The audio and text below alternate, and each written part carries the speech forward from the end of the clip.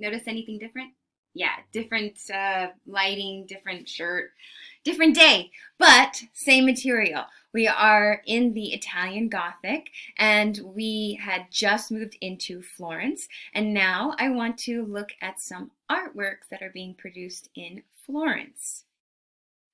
Here's our first artwork. So we have the Italian Gothic as our period style. The artist for this artwork is Cimabue. Now I know what you're looking at here. You're like, Cimabue? No, it's Cimabue. In Italian, the C is pronounced like a ch.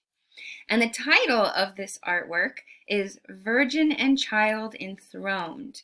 And it is painted on wood using tempera paint. All of these elements, tempera on wood, the Virgin and Child, we're going to look at as subjects and materials and then see how they come together in this specific artwork so that we can take this idea and continue with the understanding through the threads of the rest of the semester. Does that make sense? Okay, so the artist is Cimabue, and what we're looking at here in this triangular large wooden panel is a painting of the Virgin Mary. So when it says virgin and child, it's not just any virgin and any child. It is specifically the subject of the Virgin Mary in the Christian religion. Her name is Virgin Mary, and her child is Jesus. So when we hear the term virgin and child, it's a quick reference for a very specific subject matter. The Christian Virgin Mary and her son, her child, baby Jesus. So we have the Virgin Mary in her lap, we have her son, and they're sitting on a really elaborate golden throne. It's like encrusted with jewels, and it looks like enamel, and it's being held up by these angels. And you see that gold background? That gold background is a visual clue for the viewer to understand that this is happening in heaven. So that's the golden light of heaven. And we have these angels lifting up and making this throne hover. And look at it, it doesn't take a lot of effort for them to hold up this massive, heavy throne because, well, they're angels, aren't they? Behind them, we have, each of them has a halo. It's beautiful, kind of thick gold halo. In fact, art historians refer to this type of thick band for a halo. We refer to them as dinner plate halos because they're very big and solid in appearance. You can't see through them. If we look at the details, we see that she's wearing these blue and red robes that are highlighted in these dashes and lines of gold. And then she's sitting on this beautiful throne with this heavily intricate, heavily detailed or intricately detailed patterned textile. See that cushion that she's sitting on?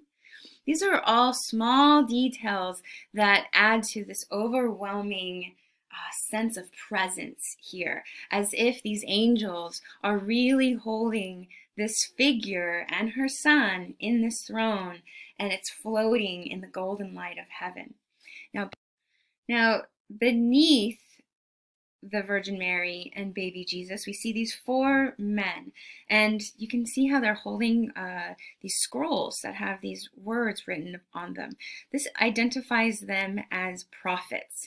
In fact, these four men are prophets from the Old Testament, or the Jewish sacred text, and they are present here with their prophecies of the coming of a Messiah.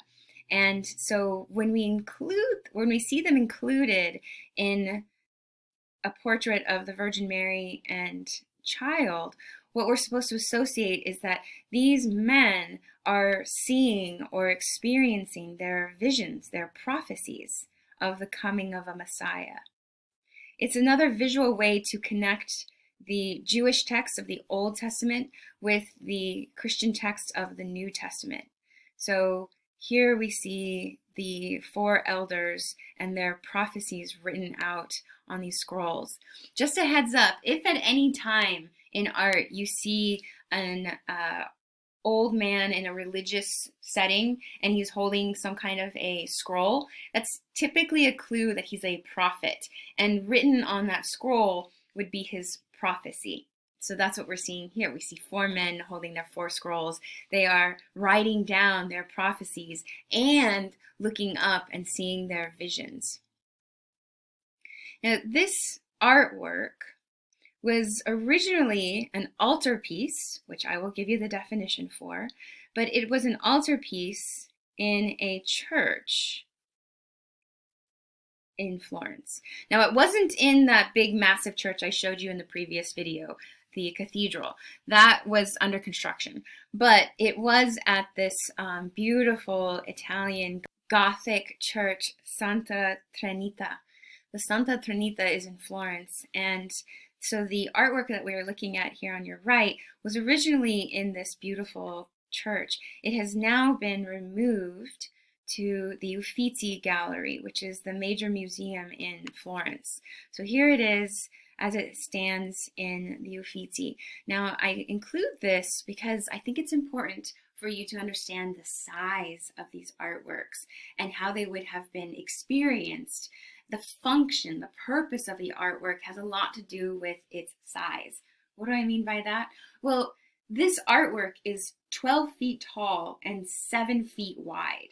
It's massive. Now imagine standing in front of that artwork and the experience of all that gold and those angels that are rising up, and then those four men beneath the throne.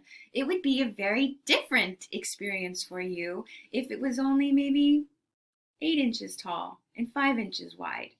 So the size of the art is something that we shouldn't ignore. So we're going to think about that as we look at art in this class. Now, the artwork, I've been very cagey in telling you what it is, because I wanted to give you this definition first. The artwork is an altarpiece. And here is your vocabulary term and the definition. So an altarpiece, a panel painted or sculpted situated above and behind the altar in a church or in a chapel. Now, these terms, church, chapel, altarpiece, I want you to watch this video, which I'm going to include in the playlist below, and it's going to help illustrate not only the term altarpiece, but also the significance of altarpieces in the study of art, because a lot of young artists are going to be looking at these artworks and studying the figures, studying the colors, studying the light, shadow, composition, and we're going to be seeing the influence of these altarpieces throughout the rest of the semester and beyond the purpose or the function of an altarpiece. So I want you to watch the video below after this lecture. Oh, well, after this video, you know what I mean. Here, look at this detail here. So the Virgin and Child enthroned in this massive gold chair, and then there's this kind of architectural detail of these archways that connect between the prophets and the Virgin Mary and her throne, but it seems a little off, right? The sense of perspective, it's not quite there. Is she hovering above? And here, let me move it to this one here. Is she hovering above their architectural structure? The curve up over the prophets seems like an arch, but then if you look at her throne, it seems to be going backwards. I'm bringing up this perspective or misalignment of perspective that we see in Cimabue, not to be a hater, but because I want you to understand that Cimabue is trying to figure out, just like we saw with the Sala della Pace and that kind of sense of depth and perspective, what Cimabue is trying to do here is give us some space, that the throne begins close to us and then it's curving back at that footstool. And then notice how the angels, they stack up and behind one another. Do you see that? So they are all holding on to the altar or the throne, but one is in front, one is in front, one is behind, one is behind, one is behind. So Cimabue is trying to give you depth. He's trying to give you a sense of perspective right here, but it's still just a little off. Like I said, look at the prophets. Is that arch above them, or is it something that's caving behind them to be part of the footstool? So we're going to be noticing these elements as they are manipulated and perfected throughout the throughout the Renaissance. Another element I want to discuss with this artwork is the material. I've put it here. Tempera on wood. Now you might be thinking, tempera, what does that even mean? Tempera is the material that binds the pigment to the wood. It's the paint. So here's your vocabulary term. Tempera is a paint medium. Medium is another word for material. And it's pigment mixed with egg yolk. Now, if you're not familiar with tempera paint, you might be shocked and think like, "Oh, that doesn't sound good. That doesn't sound very smart to be mixing yellow egg yolk with pigment." It's actually very stable. It's a very strong material. And if you've ever had like a fried egg and then left yolk out and it dried up and then you had to wash your dishes, it's really hard to get off. It's a very strong material. And the yellow of the yolk doesn't interfere with the pigment color itself. I also have included a video of how to make tempera paint. And I want you to watch that because these are the type of videos that I would be showing if we were in class together.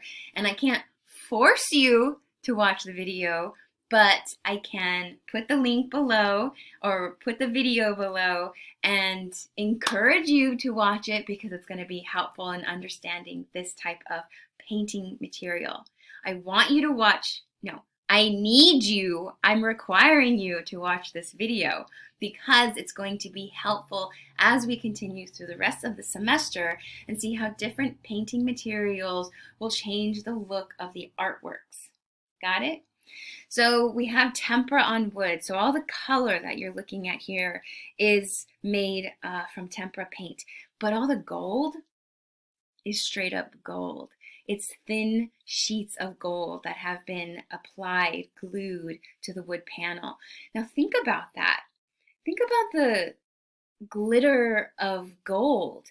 And remember, in its original setting in the church, it would have been lit by candlelight, right? This is before electricity.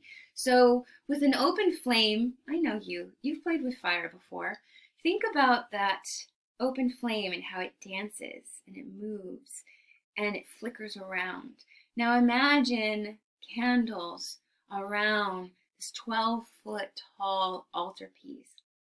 Think about how those flames would glitter and bounce off of this altarpiece. It would add to the grandeur and the majesty and that feeling that this really is a throne hovering in the golden light of heaven. Wow. Another thing I want to say about tempera. Notice the spelling? T-E-M-P-E-R-A. It's tempera, not tempura. It's not the delicious Japanese fried food. So tempura, not tempura, okay? I always have to get that joke in. I love it.